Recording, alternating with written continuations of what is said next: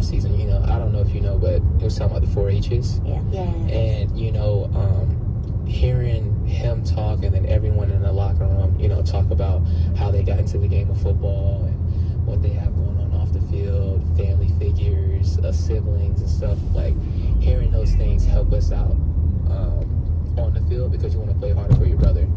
And at the end of the day, like, he didn't have to do that. He didn't have to introduce that to us as players, and he didn't have to tell us about his story and stuff, but that meant a lot because it's like he's leading us when it comes down to it. You know, he stepped into a place that he's been before, but in a different position. You know what I mean? So he was head coach of the football team, and he talked to us about just embracing the role of what we are. You know, we all have the same common goal when it comes down to we want to win the division and, you know, win a Super Bowl at the end of the day, but it doesn't just start there. Like, we have to start and have a groundwork at the beginning and then go from there. Will you share what the 4 H's were? So for everyone to know what were they?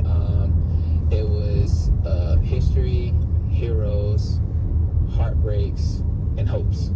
I'm going to bring up, it's funny, we're talking about him as a father. How did Major help you grow as a person?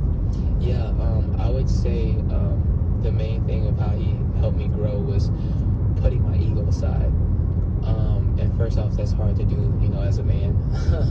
I would say, and then I've always had a good connection when it comes down to asking people for help. Like, that's one thing I've never really had a problem with, but it was just like I wasn't familiar with that world. So not being familiar with the world like that, you know, it's like, okay, I have to take my hands off the steering wheel and let someone else drive for a minute. And learning that just taught me about getting a little bit more uncomfortable. So I started learning about sign language, and now I'm trying to learn sign language. So he's nonverbal, so I'm trying to, you know, if he doesn't talk, let's just say 15, 16 years old, we still have a form of communication. So that's something I was like, I'm not doing that for me. I'm actually doing it for him to help him out. And then whenever I'm not around, he can still communicate with people because it can't just be he's only comfortable with me. So being able to, you know, talk to certain people, I appreciate it so much. Marcus Jones really opening up there. And when you look at this, Ryan, we talk a lot about X's and O's.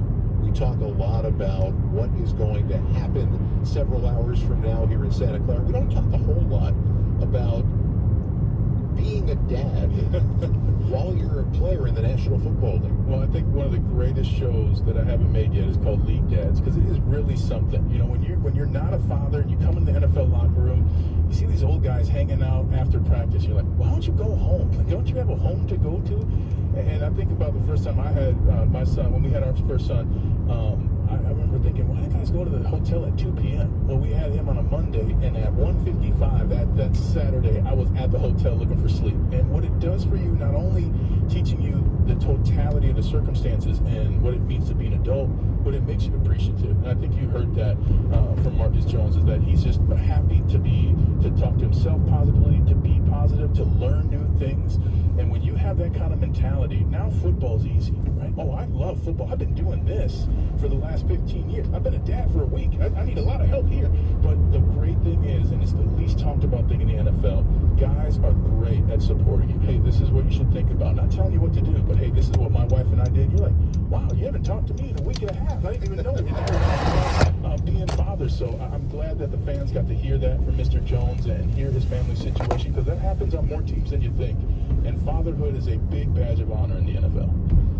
You want to talk about the receivers playing today? There are few people who know more than former NFL wide receiver Steve Smith. We're going to talk about his role in a wild Super Bowl 38 and get his scouting report for Super Bowl 60 up next. From Westwood One, this is Super Bowl Insider.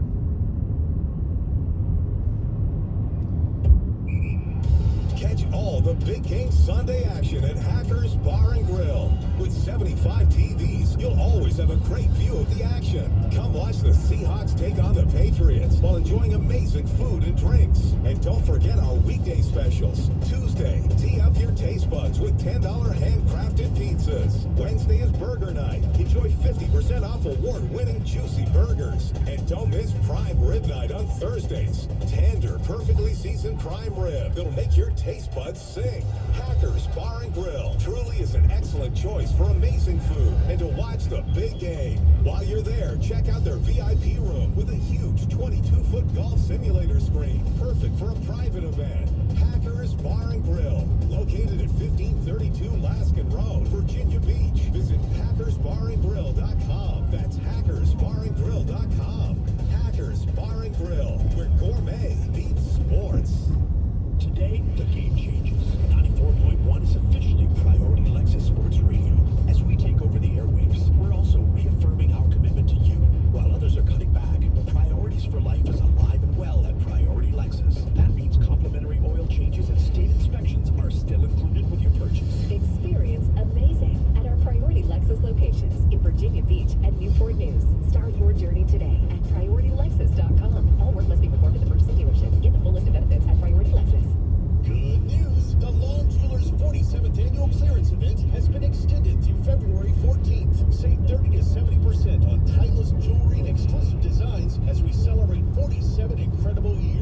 whether you're treating yourself or a son. And that's us, right? Yes. I mean, no.